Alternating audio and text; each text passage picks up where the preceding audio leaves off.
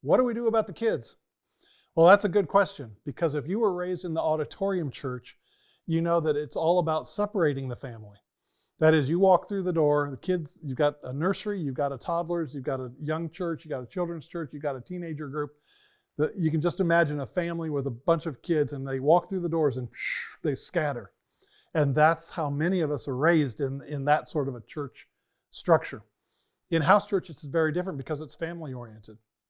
That means children grow up looking at their parents, looking at other parents, looking at other children, and thinking this is how faith is expressed. In family, food, fellowship, prayer, it's all part of life.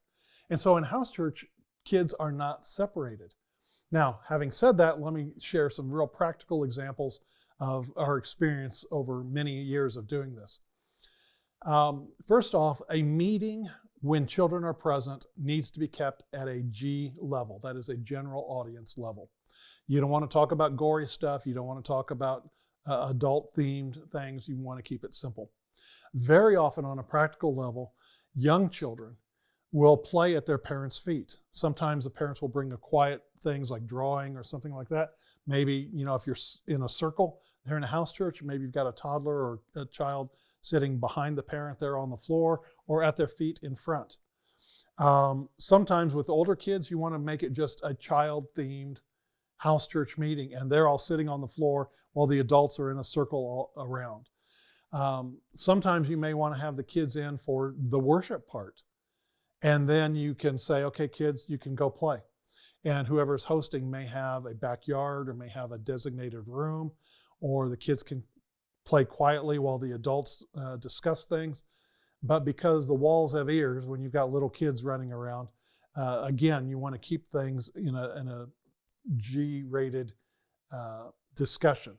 And so there's lots of varieties, lots of ways to deal with children in your midst. There was one house church that had 3 babies in diapers. And it was a smaller house church, but there was a recognition that the parents needed a break, that mom, was used to, in the auditorium church, that beleaguered mother who needs her sleep can at least for 90 minutes get the kid off to a nursery and let somebody take care of their child so they can sit there and receive something on an adult level. And there's a value in that, and I get that.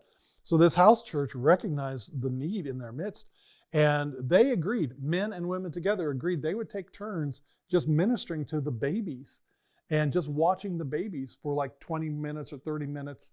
And it might be feeding, diapering, keeping them busy with little toys or a little picture book of Jesus and the Gospels and stuff like that. And they rotated through that so that when the moms came in, they did have a 30-minute break or something. You can get creative with this.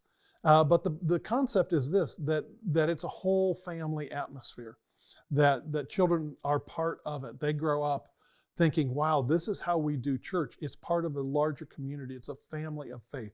It is relationship based. And so those kids, let me say it this way. In Acts 2:42, the guidelines are very simple. It says they were in the apostles' fellowship and doctrine, breaking of bread and prayer. Fellowship, teaching, food, and prayer. The breaking of bread, it refers to a meal. And so in most house churches, you're talking about some sort of a meal, finger foods at least, sometimes a potluck. But the point is this, that everybody's together. And Acts 2:42 elevates fellowship to the same level and in the same breath as teaching and prayer and food. And so food, fellowship, teaching, and prayer are all there in Acts 2:42. In the auditorium church, we're raised to think about, we have church and then we have a fellowship hour. In house church, fellowship is the point.